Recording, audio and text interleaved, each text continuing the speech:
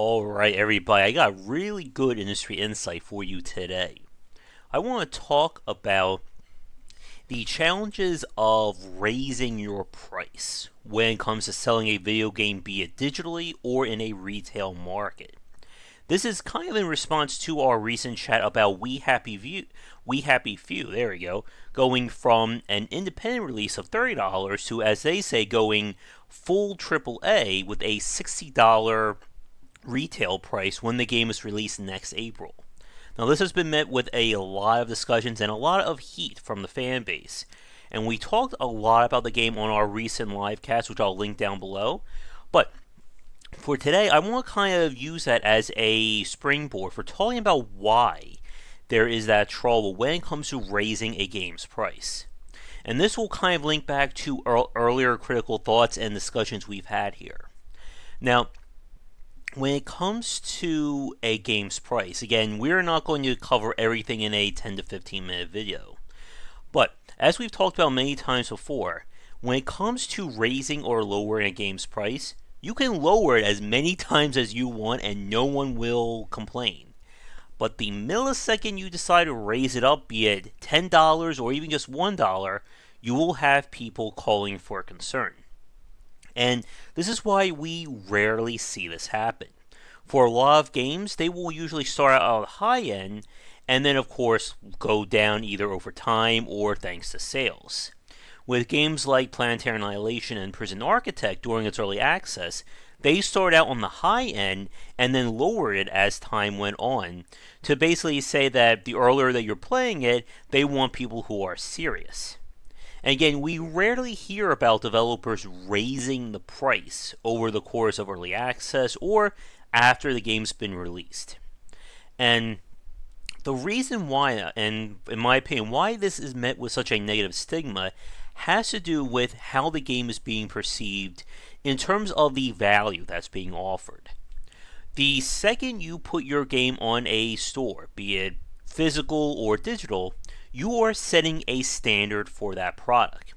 When I see a game that's anything on Steam, be it 5 cents to $50 or more, what you're telling me is that I hand you money and I get all of this. I get the game, I get what content you've developed, I get whatever bugs you fix. This is basically my core foundation of what I'm spending money on. And then from there, we've seen developers go with different amounts or different kinds of work done either over early access or after the game's been released. The first kind is essentially maintenance. This is fixing bugs, crashes, game wipes, texture flickering, you name it. And for this kind of work on a game, you cannot charge anyone for it. Woe be it to the developer who says, hey, we just fixed this bug that wipes your save. Can we get $5 more on the price for it? The second kind of content is work that's done to enhance or improve the core systems. Again, this is taking what that initial purchase was and refining or improving it. This could be as simple as mixing up or changing the UI, to rebalancing game systems, or to even just adding to those systems. In the Darkest Dungeon, for example, we saw the addition of the town events system, we saw new trinkets added, new enemies popping up. With other games, we could see things as fixing the UI or changing things around over the course of development. And of course, even just adding in or changing core systems around. Now, this kind of stuff, it gets very tricky, because this goes back to what we talked about with the idea of a second chance or a do-over. Because typically, when games decide to relaunch themselves, stuff like Brigador, Skyshine's Bedlam, Planetary Annihilations, and Halcyon 6, this is where the bulk of this work was done. It was refining and streamlining the core systems, not necessarily adding in brand new content or brand new design. In Brigador's case, they adjusted the control system, they've added in more levels to play, but they're not exactly adding in brand new design or systems. And this is where things get very tricky. And again, it goes back to the discussion of that, again, like a second chance when it comes to selling your game. In these cases, if enough work has been done to justify it, as in a complete top to bottom restoration, you can relaunch your game. Again, the Up Armor edition for Brigador, Planetary Annihilation Titans, and so on. But you still have to give back to your fans. And with all those examples I just mentioned, after the second version, or the revitalized version was released, they basically gave it to free to anyone who owned the original. Because again, if you think it's bad enough trying to charge people for bug fixes, saying that you've made the entire game that you've bought better, but you can't access it without giving us $30 more, you're also going to piss people off. And again, it's very tricky when we talk about content and work of this kind. In Halcyon 6's case, this wasn't just refining and streamlining. They completely tore apart their progression system. They changed how ship combat worked. They changed how characters grew. I mean, it pretty much became a whole new game from where it was at the original. And in that case, they actually have it so that if you own the original version of Halcyon 6, you get the remake or the revitalized. But if you buy that version, they'll throw in the original if you want that as well. Now, the third kind of content you can work on, this is brand new stuff, be it expansions, DLC. These are elements that weren't in the base game to begin with that you are now adding or growing. And again, we could sit here for the next 15-20 minutes and come up with examples. XCOM expansions, the Crimson Court from Darkest Dungeon, you name the expansion from Sid Meier's Civilization, and so on and so forth. In this case, this is where a lot of people are accepting of spending additional money. Because DLC and expansion content of this kind is viewed as being separate but equal. Meaning, I am not being forced to use this content. Again, if this is my base, or this is the base content over here, this is the DLC over here. I'm not being pressured, I'm not being forced to play this new content. If I just want to play the original version of your game, I can. The game is still playable, it's still functioning, everything's good. But if I want to add more to this game, or add new things to change things up, well, all this over here can work. And again, when we start talking about what is and what isn't DLC, or the right and wrong kind, that's a few more topics right there, so we can't get too far into it. But again, as long as you are saying that this main game is untouched, if you want it, it's all right here for you. But then we have all this extra side stuff for you to enjoy if you want to spend more money. People are usually fine with that. And a really good example of the differences between the two would be Payday 2. If you missed our previous talks about it, Payday 2 went the microtransaction, or I'm sorry, the DLC route wholeheartedly over the course of its development and post-release.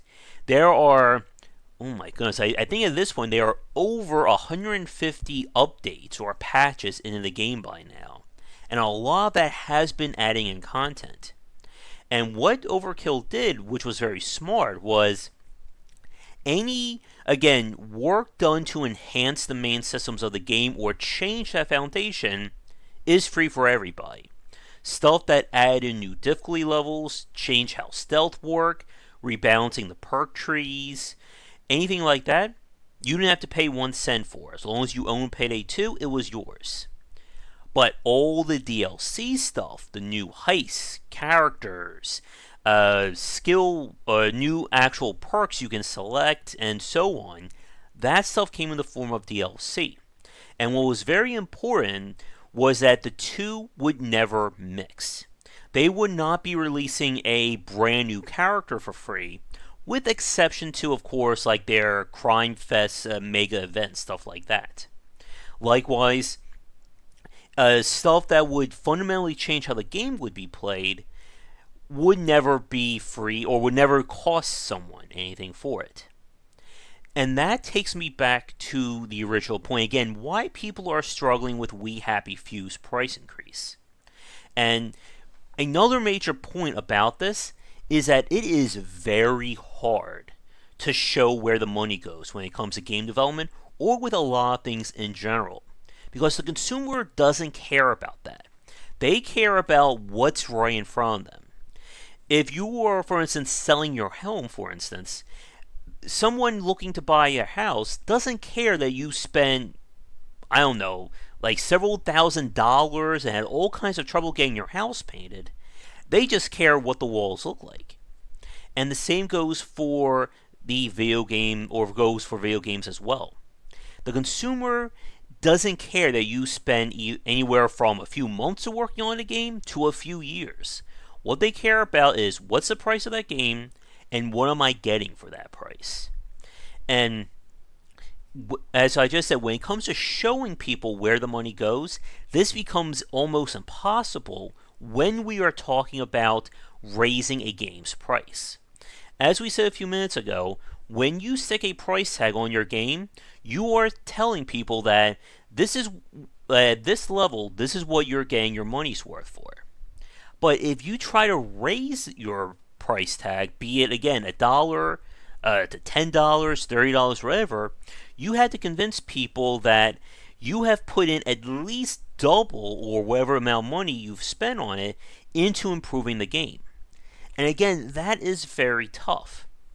And with We Happy Few's case, I'm having trouble seeing that, and the same goes for a lot of the fans. Now, does that mean that Compulsion Games didn't do any work? Of course not. But again, showing people that if my game was at this level at $30, where is it at now when you're trying to get $60 from people?